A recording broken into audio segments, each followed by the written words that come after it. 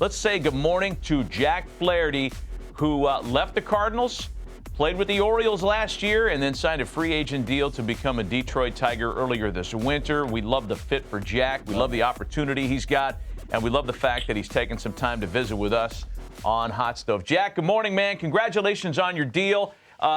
Where are you right now, first of all? You back in SoCal?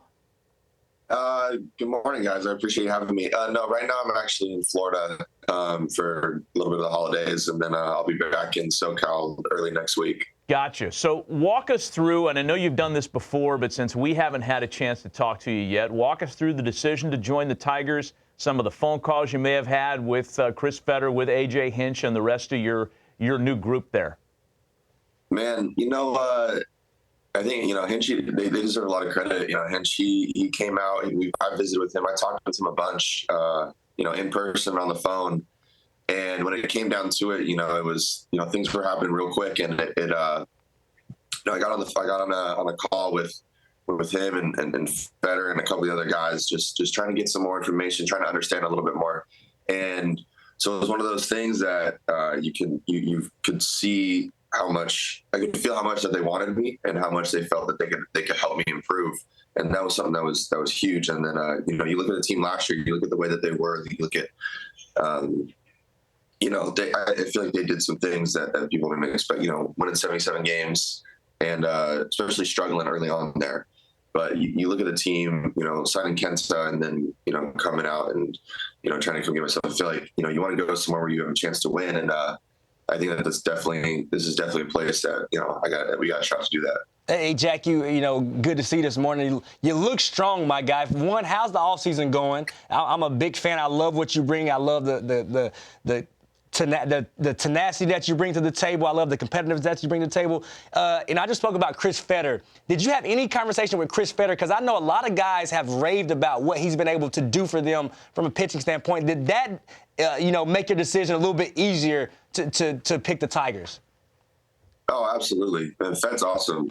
Being able to talk with him and just kind of pick his brain, and really some of the honesty that went on between, him and with Hinch, just the way that they fed me, and the way they fed me, not really information, but, how they felt they could help me to improve. And, I appreciated the honesty. It's one of those things, like, obviously this last year, everybody wanted things to be perfect, and they weren't. I struggled. It is what it is.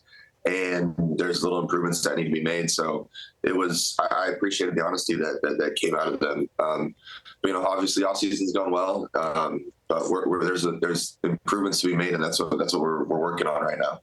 Jack, I remember at the end of it was your second year, you telling us a story about how at the end of your freshman year, your first year with the Cardinals, it was the last game of the season, and you ended up sitting in the clubhouse for quite a while with Adam Wainwright as a young guy, just soaking in everything about those first big league days that you experienced.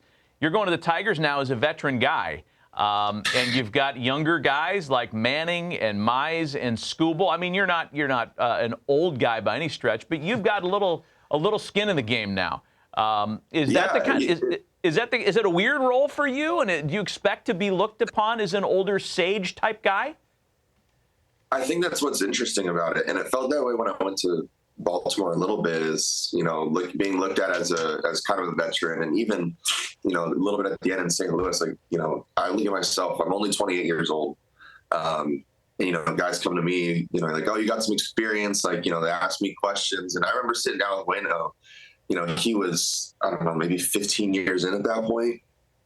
I'm like, man, I only got 5-6 years, but we're all trying to figure it out together. So, but it's one of those things that you take and you appreciate that. You appreciate that guys want to come to you and ask you questions, and they want to come to you and that you can help them and figure things out. So, I got a lot to figure out myself, and there's some adjustments to be made, but I'm looking forward to it. And I'm looking forward to getting with these guys and answering their questions, whatever they got. But I know that they can help me out the same way that I can help them out.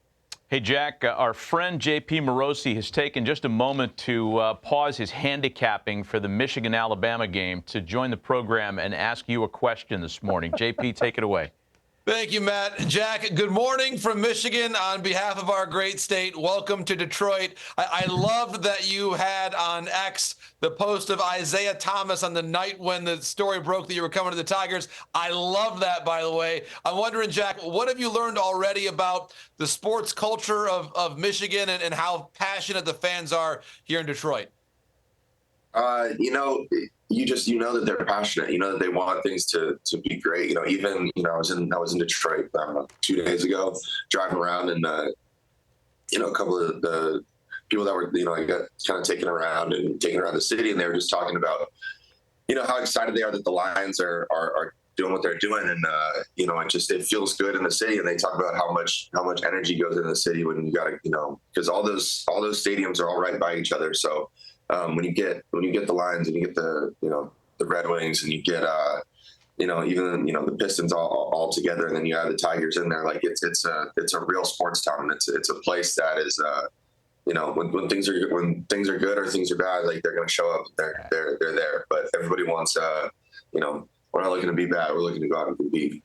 And by the way, you picked the correct NBA image because, if you had chosen like Ron Artest coming up behind Ben Wallace at the Malice in the Palace, I don't know if they went into the stands a little bit. They wouldn't have liked that one. Honestly, I like your mom's post too. I like that throwback pig. Oh yeah, that was dope for me. It's full circle.